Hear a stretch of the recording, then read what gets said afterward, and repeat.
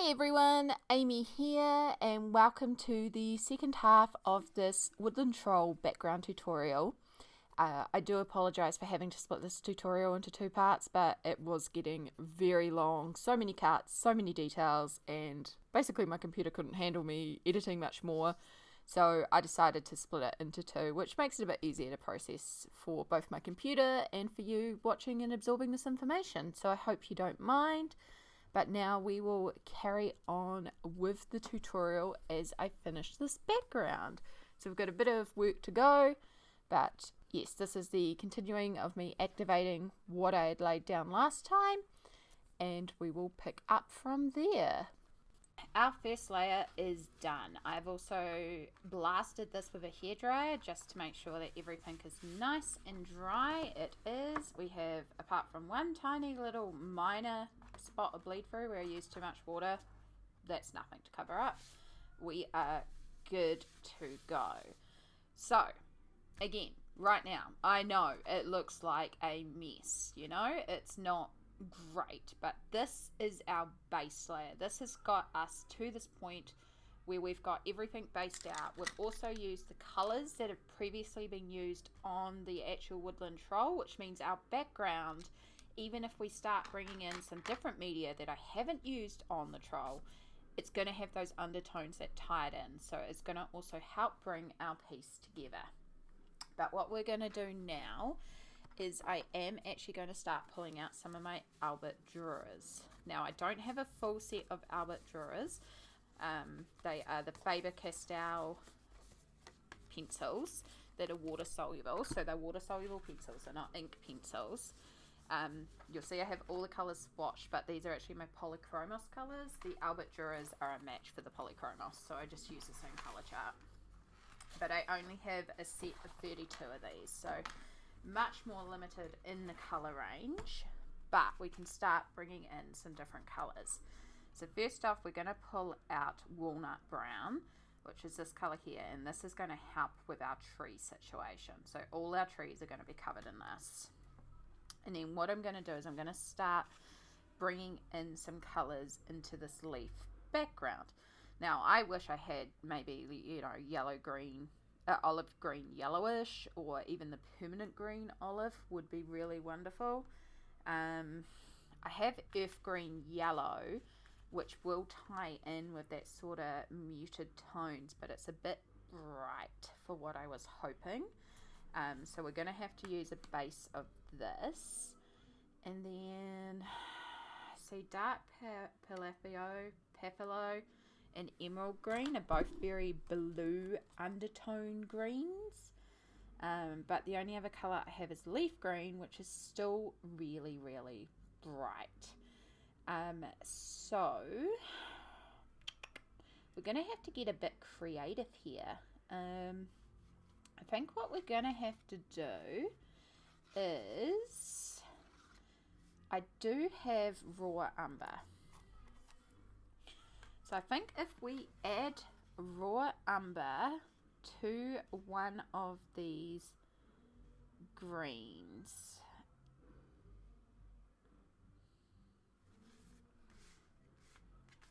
I just realised it's not Papilio green, it's dark Papilio green, which is 264. It's this one. It's still very blue, unfortunately. The emerald green, at least, is not as blue. Like if I put the two of these together, it definitely has more of a blue undertone. So yeah, I think I'm going to have to use the emerald green mixed with the raw umber mixed with the earth green. So this is going to be like a multi-layer process.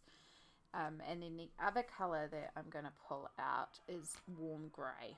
And what I'm going to do is I'm going to use the warm grey to help desaturate this, just to try and produce these sort of tones. And what I'll do is I'll pull out a scrap of paper.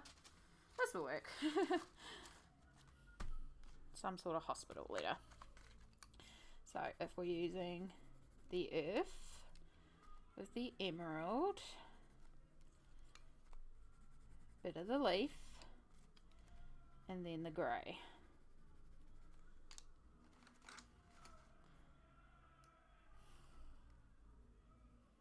And you'll see we get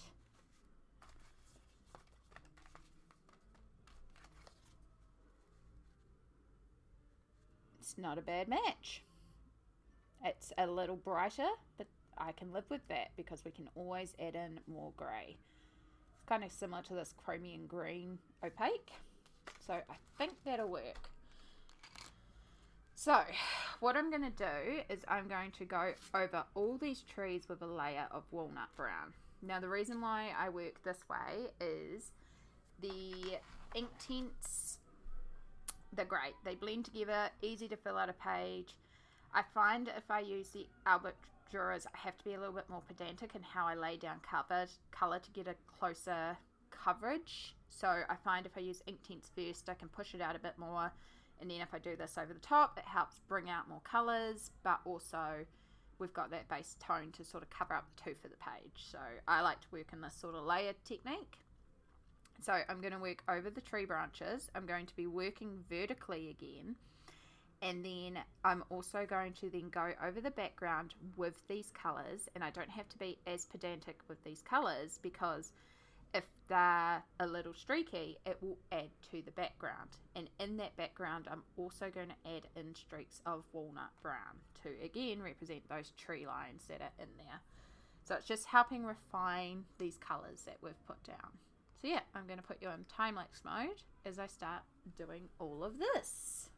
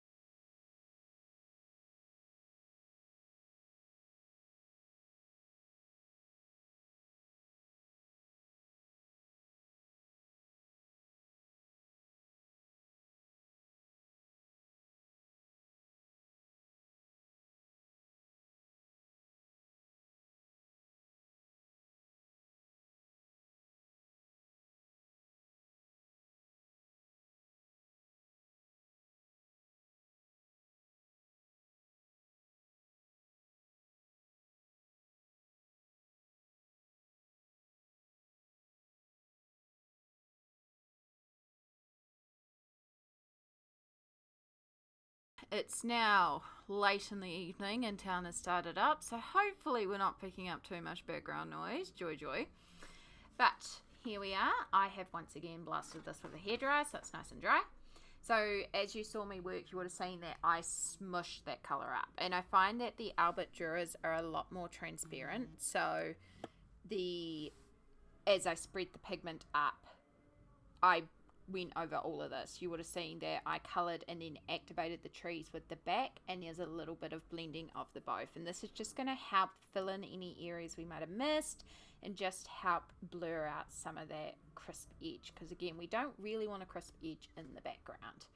And as you would have seen, I also blurred this over the branches of the tree and the leaves a little bit, because I haven't actually finished working on the tree, so it's okay if there's a little bit of crossover. I was a little bit more pedantic about the mushrooms, and apart from like one little area down here which I've got to fix up, and a little bit on the red, but it does kind of tie in with the red, so I'm not too worried. So I just got to go in and pick up one little area on this pink mushroom to clean it all up, but we're doing pretty well. So the background is almost done. We're really, really close to being done. And you might be looking at this and go, oh wow, it's not reading very clear from the foreground now, which it's not. But again, the foreground is not finished. I'm just choosing to do this now because any bleed through I can then pick up and clean up when I finish off the foreground. So this is sort of an easier point to do this process. And basically all that's left to do now is just, I want to go over these main trees and just add another coat to just bring them out and again create that slight definition without too much definition. The foreground is our crisp, the midground you can see but it doesn't have to be crisp, and then the background is blurred. So this is where I'm going to just work back over. Now because of my limited colour selection, I am going to be using a combination of the raw umber and the walnut brown that I've been using previously, but using similar colours also helps tie a piece together, so I'm not worried about this. Like the fact that I've used those colours in the background anyway will help tie this together. And basically this is just to smooth out those trees a little bit and focus those colors, and I will be focusing on making the bottoms and tops of the trees darker and the middles a bit lighter, just to reflect that light and those tonings that we've done.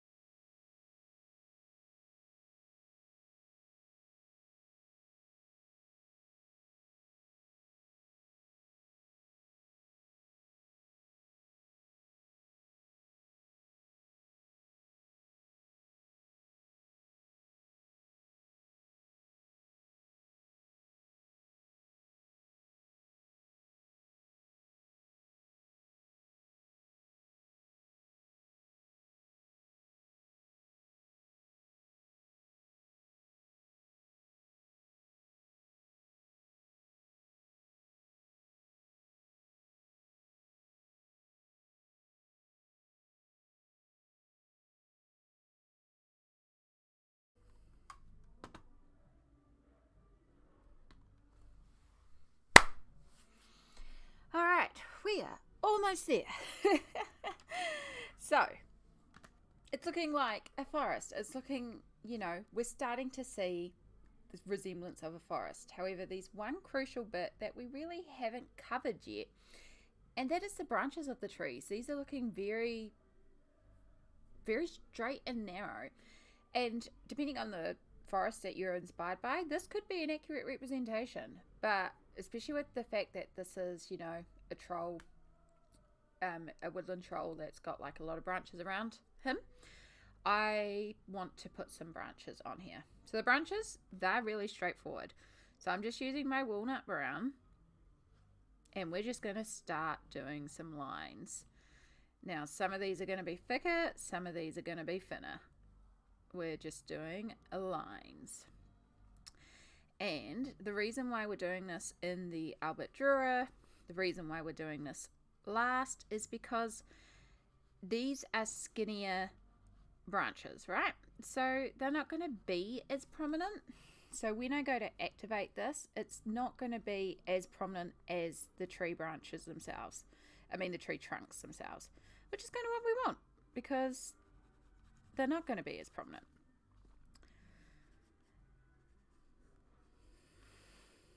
So yeah, it's just a lot of lines. It's hard to explain. There's no rhyme or reason. I'm just kind of judging where I think one needs to be and then adding one. I am trying to keep them going in the same direction, so going up. Some of these will be short, some of these will be long. So I'm also keeping them towards the top of the trees, and that's to do with where we place those darker colours, because that was our canopy, so that gives the illusion of these trees in the distance also having branches back there by creating those shadows.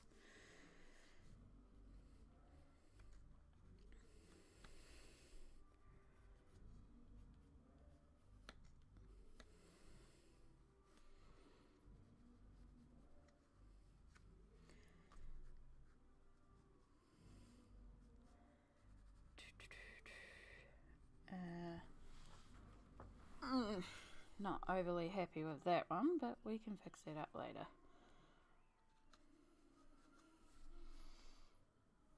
And I'm also going to take this opportunity while I'm here. I've decided I'm not happy with this tree. I think this is a tree I originally sketched as one big one and then somehow ended with two skinnier separate ones.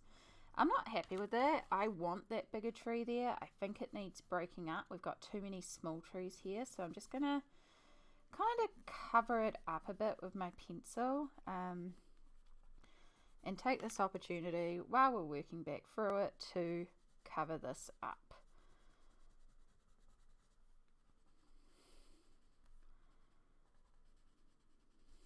So I'm using still that walnut brown and the raw umber to create that tree tone. So when we activate the branches, we'll also activate that and cover that up a bit. So it's not going to be as good as like some of these trees with all the layers and the, like, you can see some tonal variation, which gives the illusion of a trunk and branch and bark texture. Bark is the word I was looking for. It's midnight here. I'm starting to get a bit meh. I've been recording this for like 4 or 5 hours now. It's taken me. I did take a break to do some editing, where I realized just how long and how much footage I had and had to split this into 2 videos. So, whoops.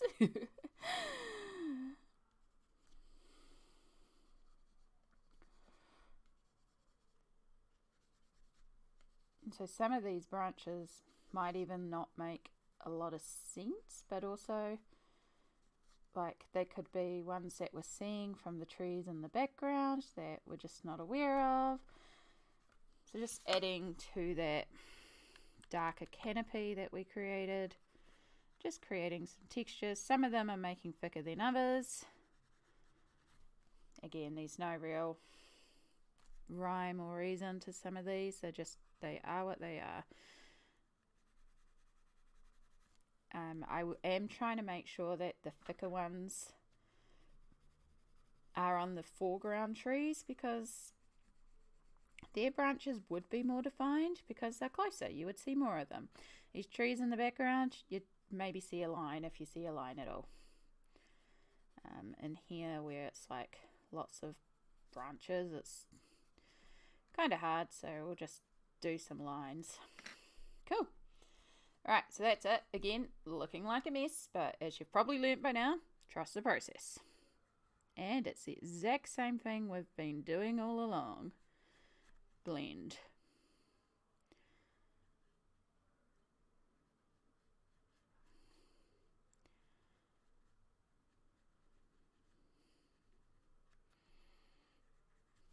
So I will pull out the hairdryer and also dry this so you can see, because as it's wet, it's going to look a lot more like, oh my god, because there's a lot of difference when it's wet. We need to consider this when it's dry. And it could be after it dries that I may even want to go in and add some more, you know? Always be prepared to take some time to assess where you're at with your piece, and then you need more, do more. You can always dry and come back. That's why I keep a hairdryer nearby, because then we can sort it out quickly.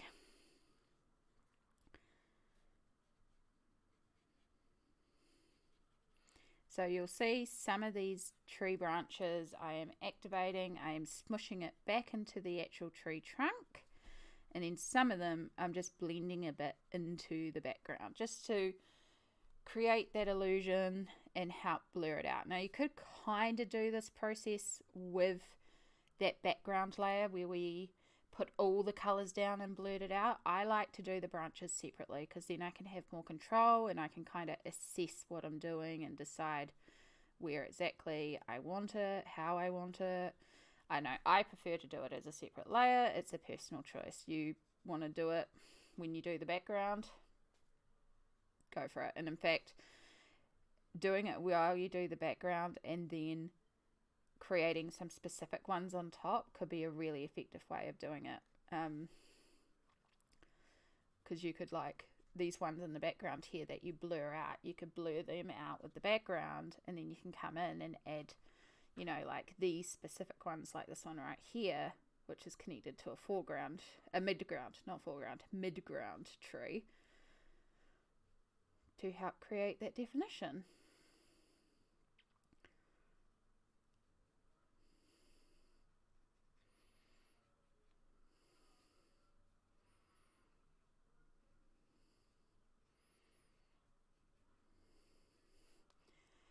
So in this tree as well, this is the tree that we are adding and turning into a bigger tree. And I'm already happier having that more solid tree here, because it was just feeling like too many skinny little trees on one side when we've got so many more bigger trees on this side. So, and this is what I mean, like you can feel like a piece is done or at a certain point, like, yep. And then as you work on it, you're like, actually, no. So don't be afraid to go, not happy with that. How can I change it? Because that's what happens. And even after I finish this tutorial, we might not actually be completely done, because I've still got to finish all the pencil details on this tree, Woodland Troll. That's the title of the page. Again, it's midnight and my brain's kind of going, bleh. So yeah, when I start doing some of those details, I might assess this background and go, actually that's too light, let's add in this, or we need another layer of this, you know? Like, I will get this finished to a point that I'm happy to finish the tutorial, but as I work on this piece, if I decide it needs some more, I'm going to add some more. Alright, so I'm just blurring out certain sections now, making sure I've activated everything. Trying to be conscious of the fact that while the ink tints won't reactivate, the Albrecht Durers will reactivate, so we can, like, at least with those, you can kind of smush those background ones, but we still want some crisp ones, and I could go in with ink tints to really pull some out, and you can also go in with your pencils on the slightly damp page to really create some well-defined branches, you know?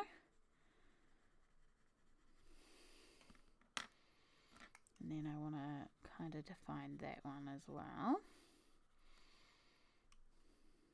That would have a bit of a thicker base.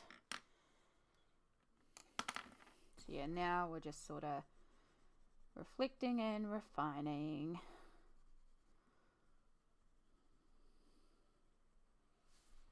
Yeah, I'm already happier with that being more solid already.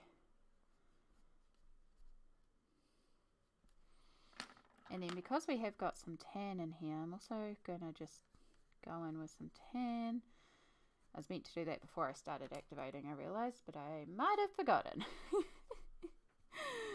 Whoops, it happens.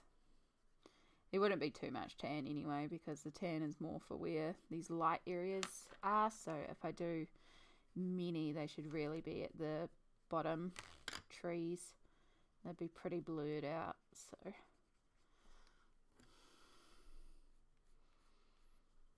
just on some of these tree trunks over here where it's a bit lighter, we might just add a couple of branches in.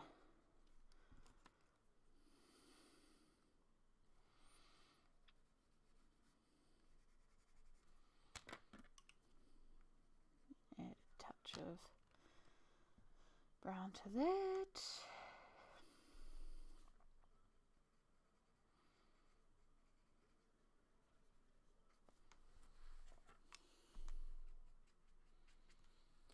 Alright, so let's pull out the hairdryer.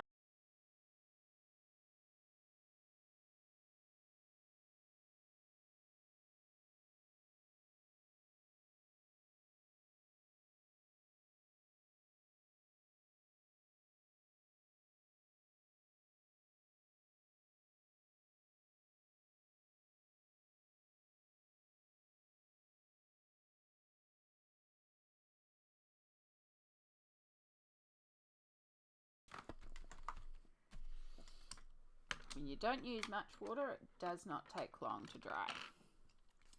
So, mostly happy with it. I am now going to use that dark bark colour that I've been using as our dark tone. And I'm just going to use that to add some really darker tones at the top, just to really represent the clusters that are up here. So I'm really just kind of adding some lines. So again, remember these ones will blend out quite a bit. And then I'm going to go over with our Albrecht Durer and just connect those as actual tree branches.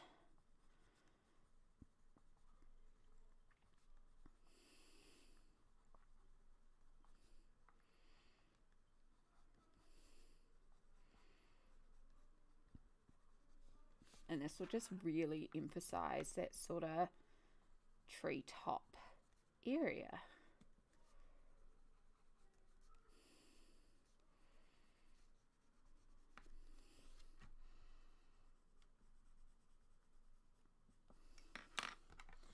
And then once again. So again, the Inktense pencils have so much more pigment, so we are going to also blend that out a bit.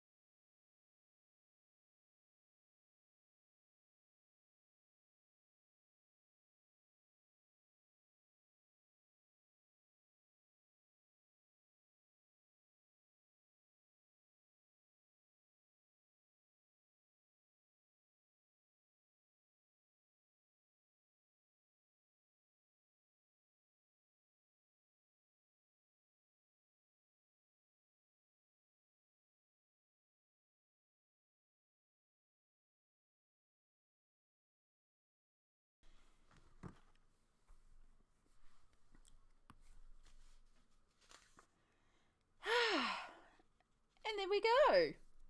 There is our mostly completed forest. So I'd put this at 90% completed. And what's left is the finishing touches, which is what I'm actually going to do on my stream tomorrow, which by the time you've seen this, that stream would have happened, but the VOD will be tomorrow's video. So don't worry, you will get to see this finished, provided I finish it on stream. If you've ever been to one of my Twitch streams, you know how distracted I can get. But basically, the only touches that are left to do is after I finish the details on our woodland troll, some of the darks may not be dark enough. So I'm guessing I'm probably going to go into this bottom section and just add a little bit of black pencil just to help really pop out and show the difference between this foreground and background. So a little bit of black pencil there, and I may also bring a little bit more on the top just to really help define that sort of shading on top with our light area, our mid-tones and all that. But I hope you've enjoyed this process and seeing how this has come together and seeing our little forest.